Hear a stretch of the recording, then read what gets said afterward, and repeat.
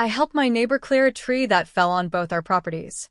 Weeks later, I got a bill from her lawyer suing me for damage to her fence. When I knocked on her door, she said, "You shouldn't have touched it without permission." So I found the texts, and this happened last spring in Asheville, North Carolina. I still can't believe how it all played out. I live in a quiet neighborhood, mostly older folks, lots of front porches and dog walkers. I've lived here 7 years.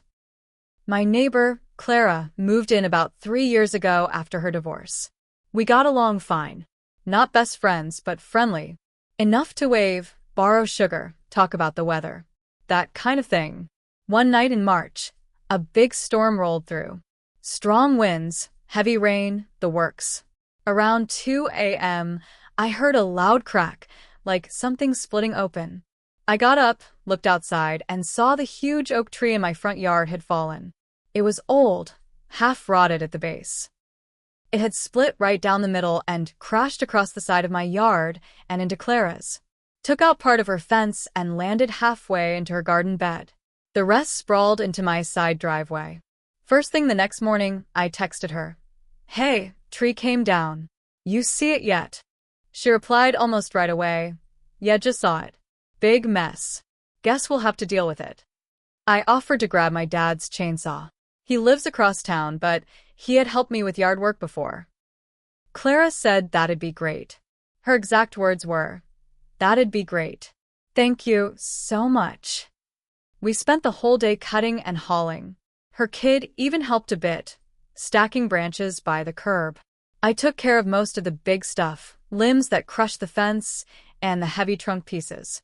She held the gate while I backed my truck in, passed me gloves, offered water. Normal neighbor stuff. It felt like a joint effort. By 5 p.m., the yard was mostly clear. Her fence was definitely damaged. Some slats broken, the posts leaning, but it was standing. I told her, "Let me know if you want to split fence repairs," and she said, "We'll figure it out." Then weeks passed. Nothing. No word. I figured she was getting an estimate or something. Then I got a letter. A certified letter from a law office saying I was being held financially responsible for the unauthorized removal of tree debris and damage to private property. It said I owed $642 for the fence. And if I didn't pay, she'd take me to small claims court. I thought it was a mistake. I went over that night with the letter in hand. She opened the door and barely looked at me. I said, "Clara, what is this?" and held up the envelope. She said, calm and cold, "You shouldn't have touched it without permission." I stood there stunned. "You helped me," I said. "You thanked me. We did it together." She just shrugged. "Well, now my lawyer's involved. I'd rather not talk." She closed the door. I was shaking. Not from anger at first. More disbelief. I walked back home and dug through my phone. I scrolled all the way back to the day of the storm. The texts were all still there, timestamps, everything. Me. "I'll bring chainsaw. Dad's here too." Her. "That'd be great. Thank you so much." Clear as day. Proof that she agreed. Proof that we worked on it together. I saved screenshots, printed them out. I even had photos of her in the yard while we worked. Not staged. Just me, taking progress pics to send to my brother. I sent the texts to her lawyer with a short email. I believe these speak for themselves. If this continues, I'm prepared to show up in court with all the evidence. Her lawyer didn't respond. A week later, I got a court date. I showed up to the hearing early. It was in a small municipal building downtown, same place where they handle traffic tickets and dog licensing. I sat in the back with my folder. Texts, photos, copies of receipts from the hardware store where I bought fence brackets for my side. I didn't sleep much the night before. I kept replaying everything, wondering how someone I shared cold drinks with on the porch last summer could turn around and drag me into court over something we did together. Clara showed up 10 minutes before the session started. She wore a gray blazer. No eye contact. She brought a man in a cheap suit, her lawyer, I guess. He looked like someone who usually deals with HOA fines. When the judge called our case, I stood up. I kept it simple. I helped my neighbor clear a fallen tree that hit both our yards. We worked together. She thanked me in writing. Now she's claiming I acted without permission. I have texts showing otherwise. The judge nodded. Do you have those messages? I handed them over. Printed, dated. Judge read them slowly, flipping pages. I glanced at Clara. She was looking down, tapping her shoe against the bench leg like she was counting the seconds. Her lawyer tried to argue that I moved private property without formal agreement. I interrupted. It was a rotted tree that came from my yard. I was trying to make it safe. She agreed in writing. She was there the whole time. She helped. The judge turned to Clara and asked, "Did you send these messages?" She barely nodded. I did. But I didn't know it would make the damage worse. Judge asked again, "Were you there while the cleanup happened?" Yes. Did you ask him to stop at any point? She paused too long. No, that was it. The judge leaned back and said, "I see no basis for this claim." Dismissed. He even offered me court costs, but I declined. I just wanted it to be over. But it wasn't. That same week, I started hearing things from neighbors. One of them, an older woman across the street, said Clara had been telling people I forced my way into her yard and took a chainsaw to her fence. Another neighbor, guy named Terry, pulled me aside at the mailbox and asked, "You really get sued for helping clean up storm damage?" It spread like wildfire. I felt eyes on me during walks. People stopped waving. Clara, meanwhile, had a new fence installed, real fancy one, black metal posts, sharp edges. Clearly expensive. I found out later from Terry's wife that she told folks I paid for it, that she won a settlement. That was the last straw. So now I was the neighborhood villain. Even though the judge threw out the case, and I didn't owe her a dime, Clara was out there rewriting the story. And people believed her. Or at least they didn't know what to believe, which in some ways is worse. I started noticing the difference. The couple next door stopped inviting me over for their weekend bonfires. One of the kids I used to wave to after school crossed the street instead of walking past my yard. It was small stuff. Quiet stuff. But it added up. I thought about letting it go. I really did. But the lie about the settlement pushed me. So, I printed a copy of the court's decision. Plain as day. Claim dismissed. No damages awarded. Defendant owes nothing. I highlighted that line in yellow and taped it inside my front storm door. Just for a few days. Just so the truth was visible. That's when it got worse. 2 days after I posted it, someone egged my truck. Next morning, the side mirror was cracked. A week later, I came home from work to find my mailbox torn off its post. Just lying in the grass. I filed a police report, but nothing came of it. No cameras on our street. No witnesses. When I mentioned it to Clara, just to see her face, she said, with this fake shocked voice, "Oh no, that's awful. People can be so petty." I stared at her. They can be. She held my eye for a second, smiled, then closed her door. I knew she wasn't done. And I started to realize something. She didn't just want the money. She wanted control. She wanted to flip the script, make me the problem, and herself the victim. So, I decided to take the gloves off. I pulled every message, every photo, every time-stamped video clip I had of the cleanup day and posted a thread on the neighborhood's private Facebook group. No name-calling. No ranting. Just the full timeline. I laid it out like a lawyer. March 13th, 7:12 a.m. Tree falls. I text Clara. 7:15 a.m. She confirms the damage. 7:17 a.m. I offer help. 7:19 a.m. She thanks me. Photos. Us working together. Court document. Case dismissed. No settlement. I ended the post with one line. Sometimes people sue their neighbors, then lie when they lose. I'm done staying quiet. It blew up. Neighbors started commenting. Some apologized. Some were just shocked. A few said they'd been misled. One guy, Jason, flat out asked Clara under her own comment, "Why would you sue someone who helped you, then lie about it?" She didn't reply. She deleted her profile 3 hours later. But that wasn't the end either. Let me know when you're ready for the next part. Clara's got one more card to play, and it goes deeper than I expected. After she deleted her Facebook account, things went quiet for a bit. No more nasty looks from neighbors. A few even stopped by to say they were sorry for Suing. I didn't gloat. I just said, thanks, and left it there. But about 3 weeks later, I got a letter. Not from a lawyer. From the city. It was a citation. Apparently, someone had filed a complaint about unauthorized use of power equipment and removal of protected vegetation without a city permit. I had to pay a $250 fine or show up at a zoning board meeting to appeal it. I knew exactly where this was coming from. The only protected vegetation on my lot was that half-dead oak that fell. It wasn't listed anywhere as protected. I'd had an arborist check it out 2 years ago. Still, the city doesn't play around when someone files a formal complaint. So now Clara wasn't just done dragging me through the mud in the neighborhood. She'd moved on to trying to make it official. I went to the city office in person. I asked to see the complaint. They handed me a copy. Filed anonymously, but the description was specific. Too specific. It mentioned the day, the type of chainsaw, even the make of my dad's pickup. There's only one person who would have known all that. I asked to speak to someone. Explained the whole story. I brought the court papers, the text messages, even photos of the stump and the damage. The clerk listened. She didn't say much, just took notes.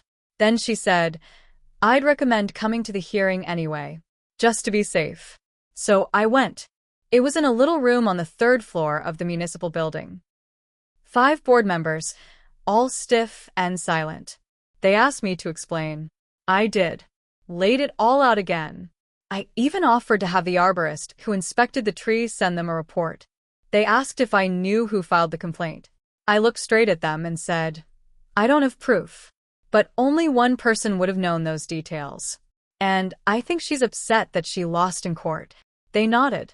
One of them asked, was there any evidence that this was a protected tree?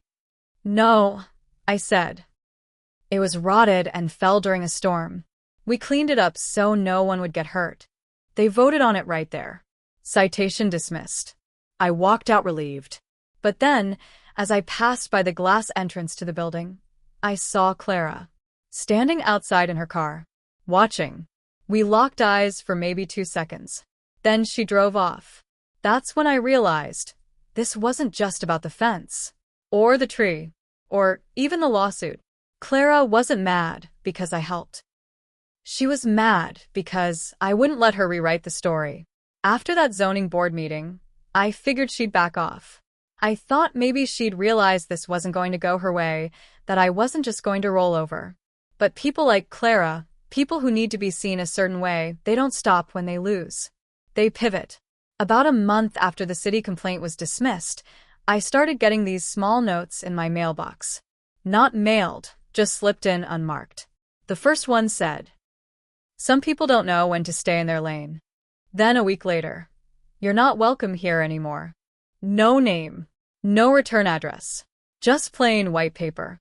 Sometimes typed, sometimes handwritten in stiff block letters. At first, I thought maybe it was someone else on the street, someone who still believed her version of the story and didn't like me airing it out online. But it kept happening. Every few days. New note. Same tone. It started to mess with my head. I installed a motion light near the mailbox. Nothing. I even got a cheap camera, pointed at the porch and drive. Still nothing clear, just headlights passing, shadows. Then one night, around 1 a.m., I caught something. Camera picked up a figure walking across the yard. Hooded. Light build. They didn't go to the mailbox this time, they came up to my front door.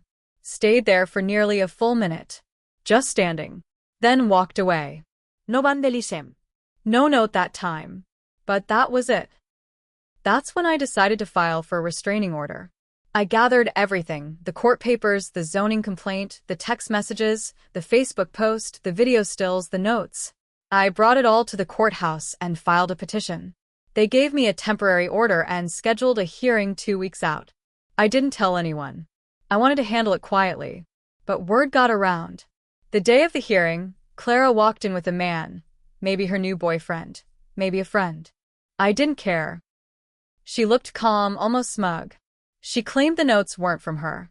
Said she'd never stepped on my porch, hadn't even driven past in weeks. She said I was trying to harass her for losing a civil claim.